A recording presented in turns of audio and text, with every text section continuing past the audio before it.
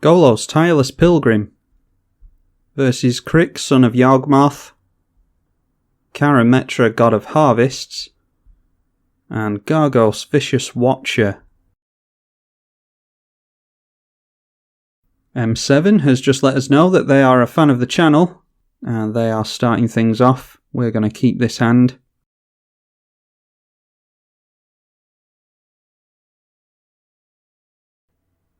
Mana Reflection. I don't think I'm in too much of a rush to get down the Birds of Paradise because we don't have anything to cast, although am I going to regret that next turn? Yeah, we'll just run out a tap Breeding Pool. Nothing too incredible has happened in the first few turns, although a Mana Vault does mean that we could be seeing K'rrik, son of Yawgmoth on turn 2. The Gargos player also started things off with Mosswort Bridge, so we'll have to look out for the Hideaway card there. Now going into 3 visits, which will get them one step closer to their commander. And there we are, seeing the K'rrik, son of Yawgmoth come down on turn 2. That's pretty good going for our opponent. It may paint a target on their back though. Why don't we get down... Does it matter what we get down here? Had we have gone for the Birds of Paradise last turn, we could have gone for Beast Within on K'rrik. That's noteworthy. As it happens, we'll just get down the Steam Vents in tapped, and we'll go for our Birds of Paradise. And then if K'rrik starts coming our way, we can go for Beast Within next turn. A Farhaven Elf coming down for Karametra, and noteworthy that Aurum Reef the Vastwood has come in for the Hydra player. Now let's see what horrendous things K'rrik can do to us. They've probably only got access to 3 mana, but they don't have to pay mana into black spells is the problem. Starting things off with a 1 mana Blood Artist. And then K'rrik swinging in at the open Gargos player to put 3 commander damage onto them. We are just getting into lands, although the Misty Rainforest can get us into white mana, which we're currently missing, so that's not necessarily the worst thing.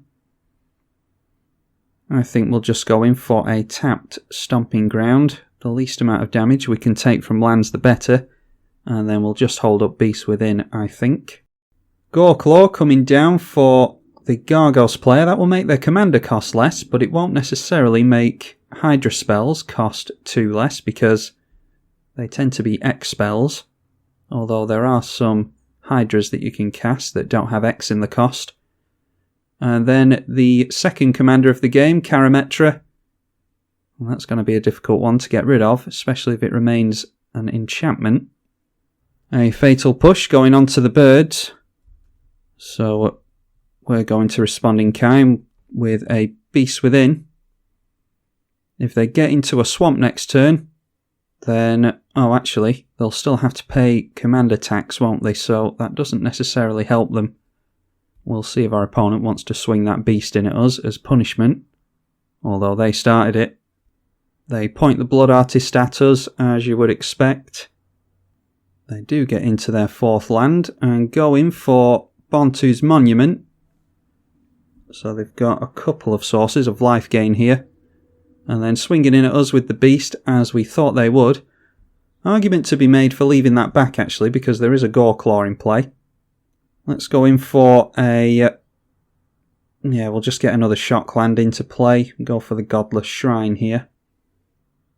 And then we don't want to look like too much of a sitting duck, so we'll hold up the mana and just F6. Maybe our opponents will play around some counter magic. Circuitous Route. You can put 2 basic lands or gates from your library into play tapped, and that means that our opponent is likely going to be getting down their commander next turn. Goreclaw going in at K'rrik, as we thought it would. Noteworthy that the Karametra player is being ignored for the most part. And Karametra is not a commander you want to ignore. A Lotus Cobra, that's going to net a lot of mana over the course of the game if it sees Karametra throwing lands into play, which it most likely will. Let's see if they can follow up with a Wood Elves. deciding to play a land first, which will add mana, so maybe they've got a 4-drop. Yeah, they go for Shalai, Voice of Plenty. So planeswalkers and other creatures you control have hexproof. Looks like our opponent is dumping mana into the mana vault to untap that. So it would be very good for us to blow up, or one of us to get rid of the mana vault, so that they're not as likely to get down K'rrik next turn. Although they only need one more land and then they can get him out again. Yeah, the beast coming in at us, so clearly our opponent doesn't like Golos. We are drawing nothing but lands this game, unfortunately. Let's go in for the Bayou. Might have to drop the Glacial Chasm before we'd like to, if Yawgmoth keeps coming in at us. Or K'rrik, son of Yawgmoth, keeps coming in at us, I should say. We'll play our commander. And this allows us to search for a land and put it in tapped. Field of the Dead I quite like. But if we go for Temple of the False God, then we've definitely got Mana Reflection mana next turn. But if we go for Field of the Dead and then Misty Rainforest next turn, that's a couple of zombies. Yeah, I think Field of the Dead is what we have to go for here, because we keep having this beast swinging at us.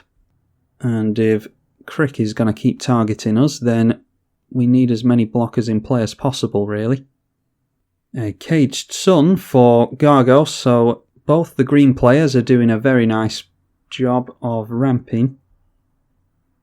Snuck down a Gaia's Cradle as well.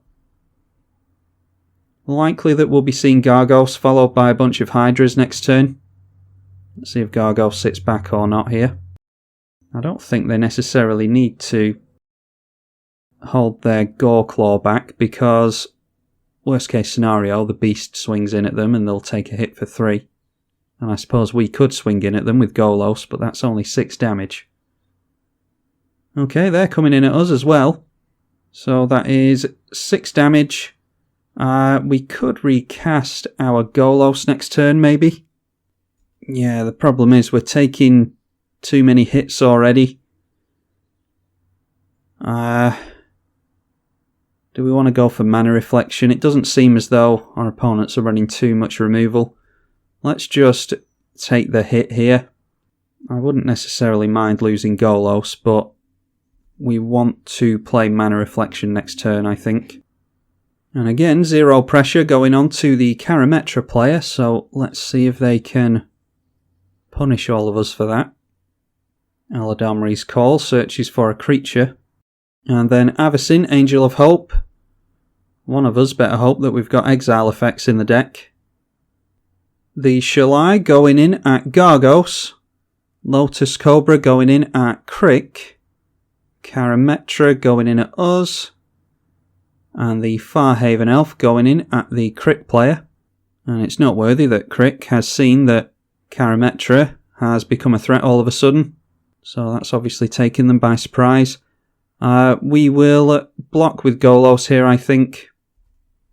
It might make our opponents not swinging at us, maybe, if Golos isn't in play.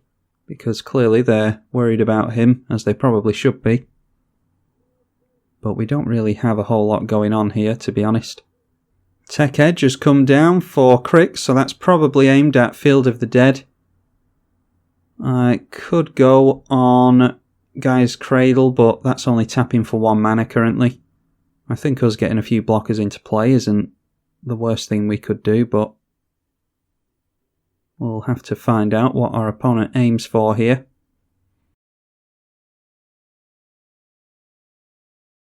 K'rrik, son of Yawgmoth, comes down, followed immediately by a Razaketh the Foul-Blooded, so yeah, the K'rrik player should have no trouble tutoring up an answer for all of this, although they're trying to encourage us to sort it out. Luckily though, they have tapped down their Tech Edge. The question is, do we want to get down Glacial Chasm now? I think that might be an intelligent idea, because creatures keep swinging our way. And it would also maybe have our opponent blow up the Glacial Chasm instead of the Field of the Dead. So let's just tap all this for mana. We do have to sack a land when Glacial Chasm comes in. Get rid of Steam Vents. We do have another blue source in hand. And then Field of the Dead triggers from a land entering. We'll go Mana Reflection and hope that we can survive until the next turn with a Mana Reflection held up, hopefully. Doubling Season for the Gargos. And then going in for a big X Hooded Hydra. That's 7 into X, so that is some nice board wipe protection, because obviously the 7 is doubled up to 14, which means our opponent will get 14 snakes when that dies. And then deciding to leave Goreclaw back, which we're obviously happy about, but we've got the Glacial Chasm in play anyway, so we wouldn't take any damage if that did swing in. Karametra, I wouldn't half mind if Karametra won this one, because they have gone throughout the entire game without anyone really looking their way. Avenger of Zendikar will come down and create a lot of plant tokens, and pretty easy to get landfall off with a Karametra. If I was the Karametra player, I would definitely go in at K'rrik to keep them off Toxic Deluge. The only saving grace here is that Karametra only has 2 cards left in hand, deciding to dump their remaining mana into Shalai. That puts plus counters on lots of different things. I'm glad we played the Glacial Chasm now. So we're currently seeing the 2 flyers going in at K'rrik. He can block one of them with Razaketh. And then the 3 ground creatures going in at the Golos player, or the Gargos player. Razaketh blocking the Avacyn, and then we'll see if they sacrifice a beast in response. The Hooded Hydra is going to block the Karametra, so nothing will die there. And then the Farhaven Elf being blocked by the Goreclaw as well. Razaketh has sacrificed the Blood Artist and the Beast, and has directed, I think a point of that went at us and a point went at Gargos. Why you wouldn't point both of them here, I don't know. But they're going to get to tutor for a couple of cards here. Now getting round to the mono black player's turn. Let's see if we can spot what they tutored for. They can go for Toxic Deluge and survive at 1. And that will wipe the board of everything apart from the Hooded Hydra. I'm going for Mana Crypt, that seems pretty risky. They're only at 9 life now. And there's a board wipe, that'll do it. Ugin the Spirit Dragon, unfortunately, will get rid of our Mana Reflection. Hang on, Avacyn costs 8, doesn't it? Yes, so that will actually not get rid of Avacyn. Yeah, so Avacyn is still in play. I think we have to pay the life here on the Glacial Chasm. Alright, Anguished Unmaking we will hold on to as long as possible. Let's play a Misty and trigger the Field of the Dead. And we'll get into another land as well. And we'll just drop the Hallowed Fountain. Our life's getting a bit lower than I would like, so we'll just get that in tapped. And get another zombie. And it'd be nice to get down Jace, which we could have done with the Mana Reflection, but now that that's gone, we'll just have to hold up Anguished Unmaking for the Avacyn. I wouldn't mind them taking out the K'rrik player first, though. Honoured Hydra, a 6/6 with Trample and Embalm, which enters as a 7/7. I don't think we've seen Gargos yet, have we? And then Aurum Reef the Vastwood will put a plus counter on that thing. Gargos still has 4 cards in hand. Now it's round to the Karametra's turn, and surely Avacyn will be going in at the K'rrik player. But we will soon find out. Gonna let them take K'rrik out of the game first, and then we'll go for the Anguished Unmaking at the end of the turn. Just have to keep our fingers crossed that Karametra doesn't have a Hero's Downfall or a Teferi's Protection, something like that. Karametra coming down again now. And we'll see which way that thing's swinging in. No reason not to swing in with it because it does have Vigilance. And yeah, as we thought it would. Gonna take out K'rrik with that.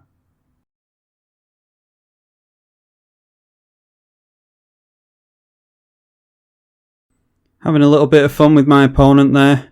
They are going to go down to Avacyn here. So that is them down, hopefully. They don't stick around long enough to see the Anguished Unmaking here.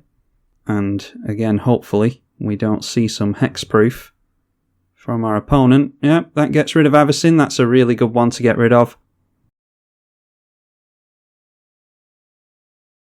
Now, at the upkeep, Glacial Chasm. Do we want to keep that thing around for a little bit longer? I think we can take one more hit from the Glacial Chasm. Although this Hydra should be going in at Karametra, really. Yeah, let's pay the 4 life here. Not going to pay it next turn, I don't think. Alright, getting into Soul Ring. There's no reason not to play Soul Ring. And I think we're just trying to set up Golos' ability. So let's go in for that. And I think we'll go for the Alchemist Refuge to give things flash, just in case we have the ability to activate Golos and cast those things during our opponent's turn. We will need flash to do that. And then let's get down the Urborg so that Glacial Chasm can tap for mana. And now there's nothing else for us to do, so we will just pass the turn, I think. We can't attack with these zombies, but we can block with them, so we can gang up on the Hydra if it does come in this way. A Green Sun Zenith, where X is 4. Not sure what that could be, to be honest. Yeah, I'm not sure what our opponent's aim is here. Alright, Surak the Hunt Caller, that's a haste enabler for green decks. So they may be going for their commander here. I don't know if they've got enough mana. Yeah, they should have enough mana to do that, I think. Oh, Triumph of the Horde. And Surak can give itself haste, so let's see if they knock Karametra out here. I mean, I'm assuming that they are going to knock Karametra out because we have Glacial Chasm in play, so we can't have damage dealt to us. And then a Hunter's Insight. Oh, that's not good. That's really not good for us because... Oh, are they going in at us? I don't actually mind our opponent getting rid of Glacial Chasm if they're going to go in at Karametra. I certainly mind if they're coming in at us, though. But once this thing deals 9 damage to our opponent, they're going to refill their hand. And yeah, both those Infect creatures are going in at Karametra. 2 cards in hand, they might have spot removal. Or a Teferi's Protection. They do not, so they go down there. Now we're in a very tricky spot because up against friend of the channel, M7, they have a lot of mana and a lot of cards in hand. Luckily, the Triumph of the Hordes is a one-shot kind of deal, but they may have more Infect shenanigans that we don't know about. Wouldn't have thought so in a mono green deck though. And like I was saying, Song of the Dryads being on Glacial Chasm I actually don't mind because we were just going to sacrifice that anyway, so this just means that we don't go down a land. Mana Crypt I don't really care about. How many times can we activate Golos here? It is 7 a pop, 5, 6, 7 a pop. Yep, so that's 1, 2, 3, 4, 5, 6, 7, 8, 9, 10, 11, 12, 13, 14. So I think we've just got enough to do it twice, actually. So maybe Mana Crypt actually wasn't a terrible draw after all. Although, do we have Wooburg twice? I don't think. Well, soon find out. We might not be able to do it twice now that I think about it. So yeah, that's 5 mana, 6, 7, and then 1, 2, 3, 4, 5, 6, yeah. Yeah, this doesn't really tap for mana. You're just converting it into Wooburg. So, actually, that's not great for us. Let's just see what we can get off Golos here. Might be worth an unsummon with Jace. Well, there's an Elesh Norn. Oh, and Seedborn Muse as well. Let's definitely get down the Elesh Norn. And definitely get down the Seedborn Muse. That's exactly why I went for the Alchemist Refuge, because we'll be able to cast things on our opponent's turn. Thanks to that thing. Then we'll go in for Jace the Mind Sculptor. Now the problem is our opponent does have a haste enabler here. But I think we just need to start piling in damage. Let's bounce that thing to swallow up some of their mana. And then we might as well swing in with everything. I haven't actually worked out how much damage this is. 21 I quickly worked out. Yep, that's 21, leaving them at 7. And then we untap everything with Seedborn Muse. So we can activate Golos this turn. And we've got plenty of blockers in our opponent's way. They've got 8 cards in hand is the only problem. They've already used the Song of the Dryads. But they might have a Lignify or something like that. There's plenty of colourless board wipes they could go for. A Nissa World Waker. You can untap 4 target forests, and each of those taps for 2 currently. Or they can make something into a 4/4 elemental. I imagine they're going to untap the lands here. And that's exactly what they're doing, untapping forests. Let's hope that there's not a Genesis wave coming down. Okay, Eternal Witness. What can they grab with Eternal Witness? There's Hunter's Insight. Triumph of the Hordes is probably what their aim is. I think we'll just let them do as much as they can. Eternal Witness dies immediately to Elesh Norn. Yeah, I think we should just let them do as much as they can so they don't have as much information as they might like from what we cast with Golos. And they are certainly going for Triumph of the Hordes again. It wouldn't be too much of a problem, except for they've got haste on the board. But if we can survive this turn without a board wipe, I'm hoping that we can go wide on them next turn. There is Gargos, Vicious Watcher. They might be aiming to go for some fight mechanic to get rid of Elesh Norn. And then there's that Triumph of the Horde. And then Oran Reef, the Vastwood, will put a plus counter on Gargos. And that is going to have Trample, so it will be swinging in this turn. Let's go through to combat first of all. And before Gargos gets any haste, we will see what we can get off the top with our Golos. Alright, that's nice. We've got a Supreme Verdict that we can cast at instant speed, thanks to the Alchemist's Refuge. So if our opponent is going to get us at some point, then we can always use that. So let's go for the activation on Alchemist's Refuge. Might as well get down the Sakura Tribe Elder. And then we'll see if our opponent wants to try and get rid of us here. We can block 7 of that Infect there. So we're blocking all of the Infect as it stands now. At that point, and then it's some zombies onto there. And I think that should be enough. I don't know if green has some kind of doubling effect of any kind. Yeah, let's just leave it at that. We can wipe the board anyway if we're desperate. And there we are. There's a Berserk. And it gets to fight one of the zombies. So let's just see what the final result is here. Berserk is target creature gains trample and plus X power, where X is its power, so it doubles up the power near enough. So that's 18. We are blocking 8 of that. So we are forced here to sacrifice our Sakura Tribe Elder first of all. We'll grab a red mana because we don't have another red land on the board.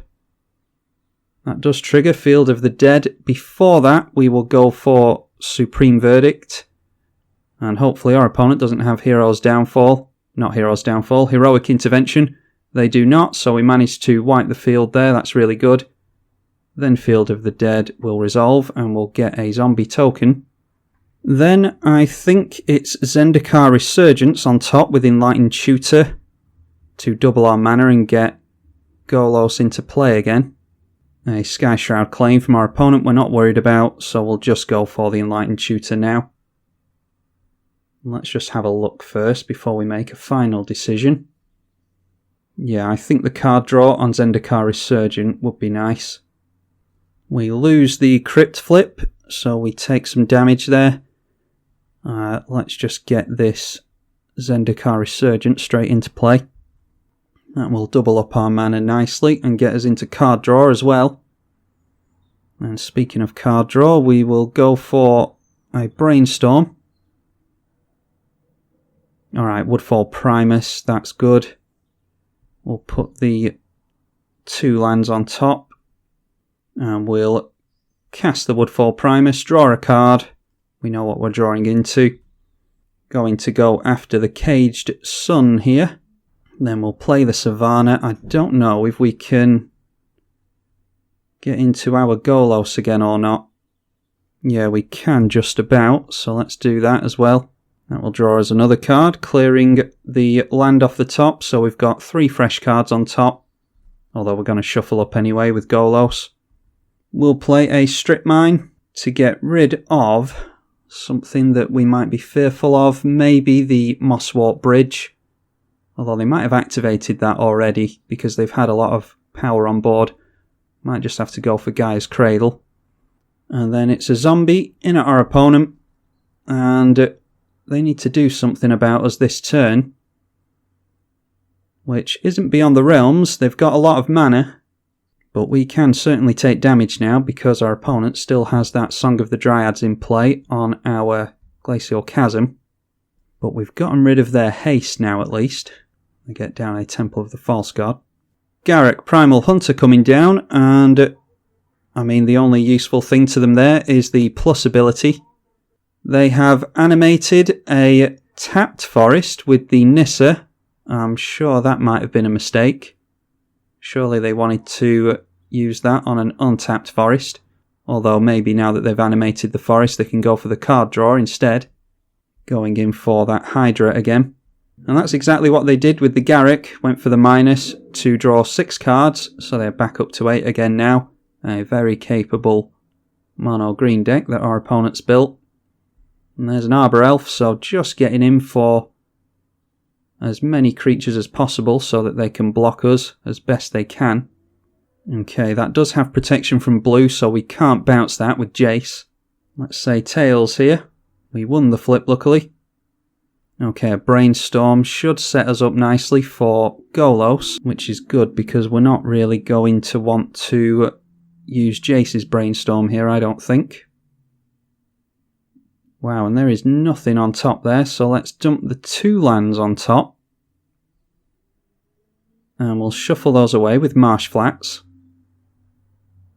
Get some more zombies here as well. Get down a Plateau. And then we'll go for the Cascading Bluffs. And that will get us into Wooburg. Which means we can activate Golos. Just playing it really cautiously here. Okay, yeah, we've got nothing there. That is a Nature's Law we might as well cast. Grab a Tropical Island. Just get more zombies. And then we will unsummon the Honoured Hydra. And I hope that we're just swinging in for lethal here. Wasn't trying to drag the game out there, I was just being really overly cautious. Yeah, I think we've got it here. And we certainly do. Good game to my opponents. That was a nail-biting one there. We were being targeted quite a bit at the beginning of the game because, as we've shown, Golos is a very capable commander. And our opponent shows off what they've got there. Yeah, Genesis Hydra wouldn't have been nice to see. Yeah, so another board wipe maybe, and they definitely would have had us. Yeah, that Berserk play with Triumph of the Hordes was very frightening.